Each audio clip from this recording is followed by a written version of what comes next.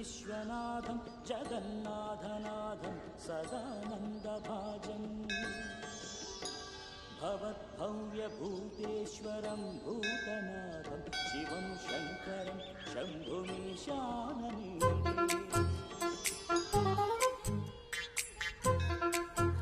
లడ్డు తలదూకనా?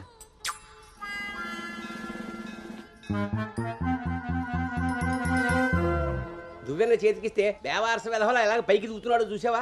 ఇలాగే ఊరుకుంటే ముందు వెనక కూడా ఫంకులు ఇస్తాడు, మన కొంప మునుగుతుంది.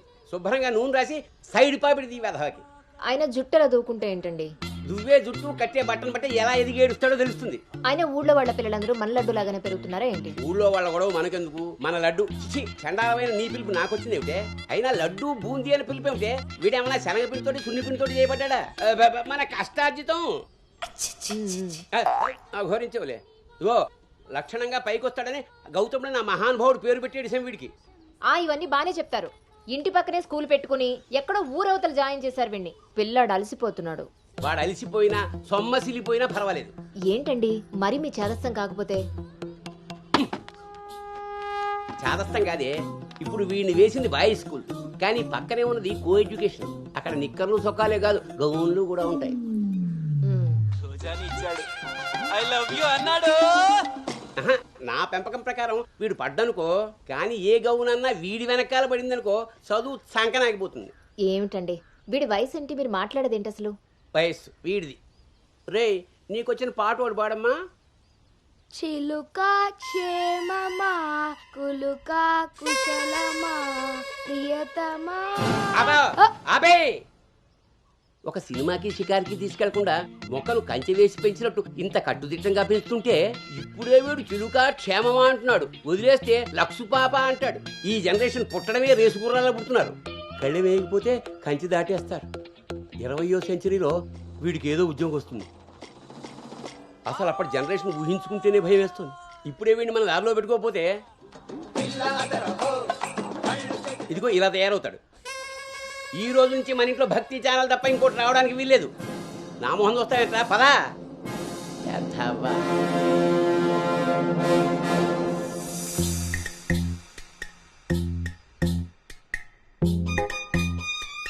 ఏమా టిఫిన్ చేసావా తల్లి? టిఫిన్లు భోజనాలు అలా ఉంచండి. ముందు అసలు దీనికి ఎన్ని మార్కులు వచ్చాయి అడిగారా? ఏమే మ్యాథ్స్ లో నీకు ఎన్ని మార్కులు వచ్చాయి? 82 మార్క్స్ అమ్మా. ఆ మాధవ్ కూతురికి ఎన్ని వచ్చాయో తెలుసా? 99. అయినా సరే అదేం తింటలేదంట. ఆ మార్కులతో కడుపు నిండిపోయింది అనుకుంటా. నీ మొహం. ఆ ఒక్క మార్కు ఎలా మిస్ అయ్యానా అని ఫీల్ అవుతుందంట. అది చదువు అంటే. బాబు గారంతో ఇలా తయారయ్యావు. అనుకొచ్చినవి కూడా డీసెంట్ మార్క్సే కదా. అయినా నంబర్స్ కాదు ఇంపార్టెంట్, నాలెడ్జ్. ఆ నాలెడ్జ్ కోసమే ట్యూషన్ ఏర్పాటు చేయమన్నాను. దాని సంగతి ఏం చేశారు? అదే రెడీ అయిందే, మంచి రోజు చూసి పంపించడమే. నువ్వు పదవే, టైం అయింది. ఎంతకీ అది ఆడపిల్ల ట్యూషనేగా? ఏమే నువ్వు సెలెక్ట్ చేసిన స్కూల్ లాగా ట్యూషన్స్ లో ఆడపిల్లల ట్యూషన్ మగపిల్లల ట్యూషన్ అని ఉండవు. ఇంకా ఆపండి. మగపిల్లలు ఉన్న ట్యూషన్లో వేస్తే దీనికి తగ్గిన మార్కులు రావడం కాదు, దీనికి వచ్చిన లవ్ లెటర్లు మీరు నేను చదువుతూ కూర్చోవాలి. ఏం మాట్లాడుతున్నావే? చాలా ఆపండి. ఆ ట్యూషన్ సంగతి కూడా నేనే చూసుకుంటాను. నువ్వు గదిలోకి పదవే, పద.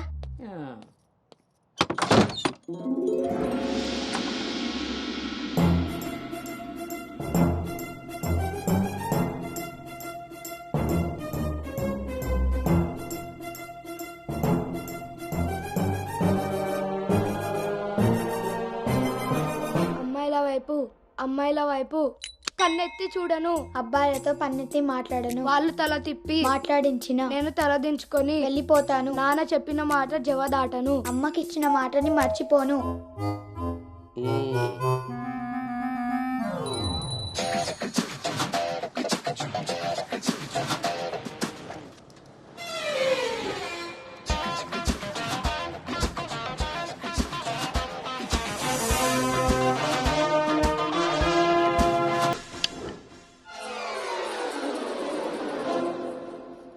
ఇప్పుడు ఏమైందండి?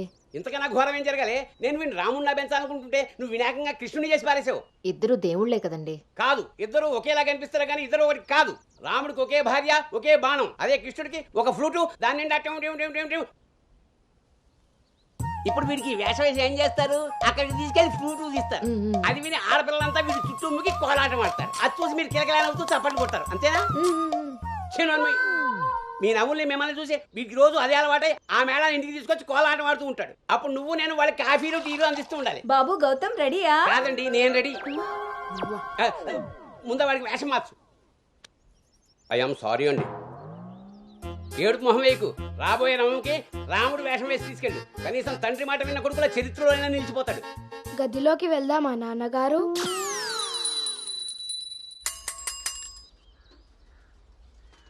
ఏ తీరుగా నన్ను అది రే ఇవాళ సుత్తి అదిరిపోయింది రే అన్నమ్మా వేగరా. రేయ్, ఎంత ధైర్యం ఉంటే ఆడపిల్ల కూర్చునే రిక్షాల్లో మగపిల్లని ఎక్కిస్తావరా? ఆ నా కొడుకమ్మా వెళ్తా దారిలో మా బామ్మర్ది ఇంటికాడ వదిలేద్దామని ఎక్కించుకున్నానమ్మా. ఎంత కొడుకైతే మాత్రం ఆడపిల్ల పక్కన కూర్చోబెడతావరా? చిన్న పిల్లలకి ఆడా మగ ఏంటమ్మా? నీ తెలివితేటలు నా దగ్గర వాడుకో. అవునమ్మా, అవి ఉన్న వాళ్ళ దగ్గరే వాడాలి.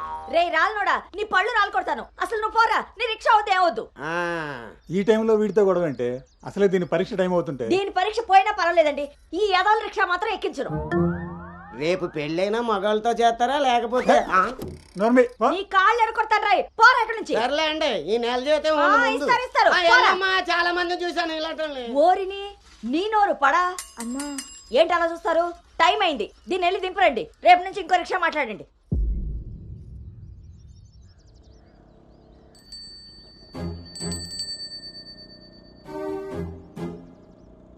నానా ఏంటి తల్లి? రేపటి నుంచి నాకు రిక్షాలో ఫ్రెండ్స్ కూడా లేరు కదా?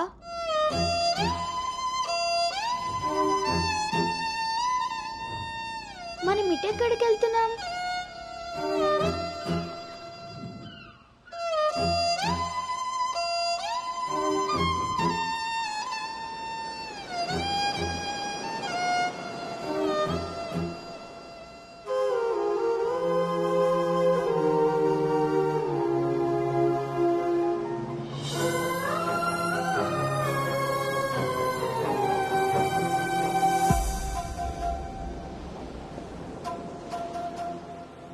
ఈ రోజు నుండి తనే నీ బెస్ట్ ఫ్రెండ్. బాధ అయినా సంతోషమైనా తనతోనే పంచుకో.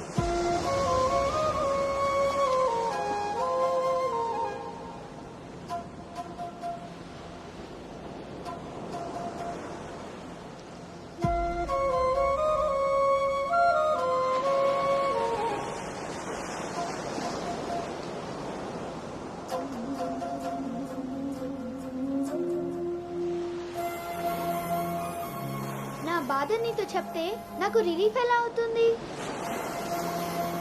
నా సంతోషాన్ని నీతో షేర్ చేసుకుంటే అది నీకెలా అర్థమవుతుంది? ఒకవేళ నాన్న చెప్పిందే నిజమైతే అది నాకెలా తెలుస్తుంది?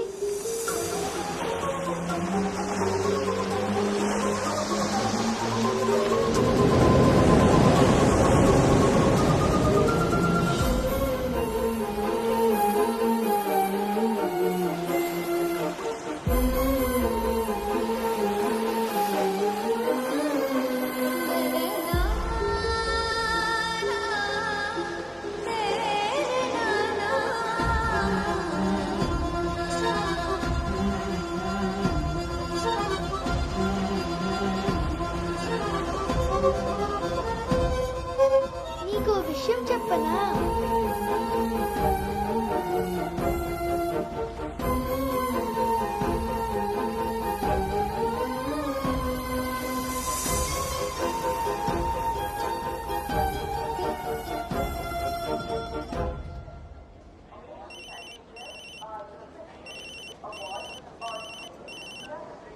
దుర్గారావు గారు, బ్యాగ్ని మా అబ్బాయి తీసుకొస్తున్నాడండి. అవునా, 2 రోజులు వేసారా ట్రిప్? అబ్బే, అర్జెంటుగా ఫోన్ వచ్చిందని పెడుతున్నానండి. ఎల్లుండికైనా ఆఫీస్లో ఉండను. వీడి డ్యూటీ కన్నా నా డ్యూటీ మీద కాన్సన్ట్రేషన్ ఎక్కువ. పెదవులందరూ నాకే తగులుతారు.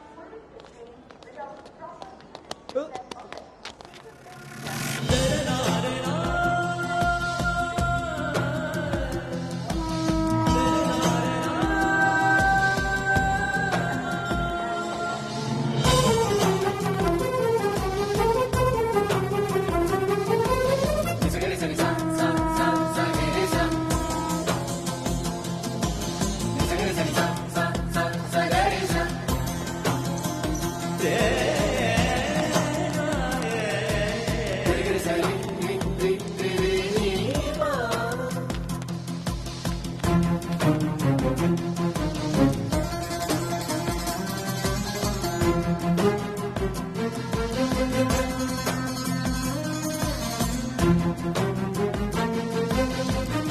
యాను, సంచి పాడేసి బడితిలా అక్కడి నుంచి ఏం చూస్తున్నావు? దిగు.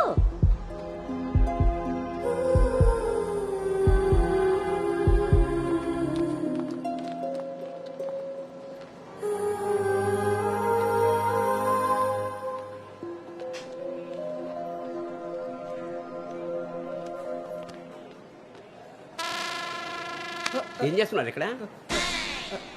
పాస్ వస్తుందా? నాన్న, పద, ట్రైన్లో బస్సుకుంది కానీ. పర్లేదు నాన్నగారు, నేను వెళ్తాను. పాస్ ఉత్తుకు వస్తుంటే సైకిల్ అదుపుతావురా? పదా పద. నువ్వు ఇక్కడ కూర్చోవే.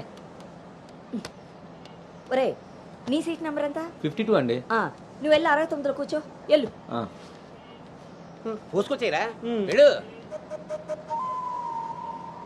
రే గౌతమ్, నానింట్లో లేడు కదా అని చెప్పి క్రికెట్ అని ఫ్రెండ్స్ అని వెధవ తిరుగుడు తిరిగావో. అలాగే నాన్న.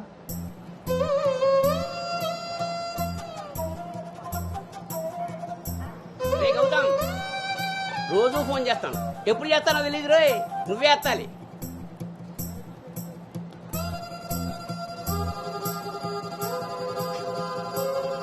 రేయ్, నేను ఇక్కడ మాట్లాడతాను, నువ్వు అక్కడ చూస్తావేంటి?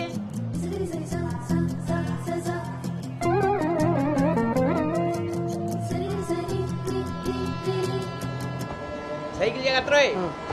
రే అటెక్కడరా, ఇటు. అలాగే నాన్న.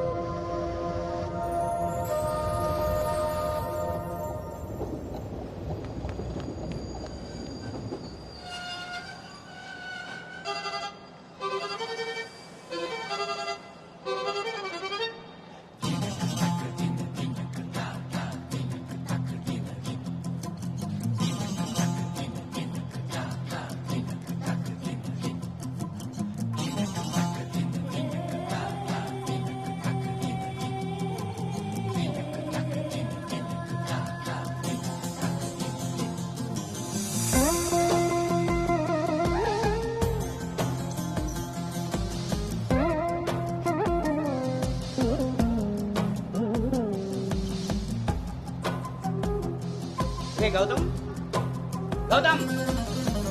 నాన్నోయ్, అవును, ఇంతకీ ఆ చేతిలో సంచి ఏమిట్రా? నీవే నాన్న మందులు. నీ చేతికి ఎలా వచ్చాయి?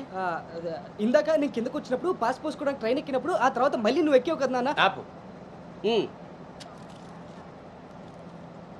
అవునరే, నువ్వెక్కడికి ఎలా వచ్చావురా? మన సైకిల్ తొక్కుంటున్నా.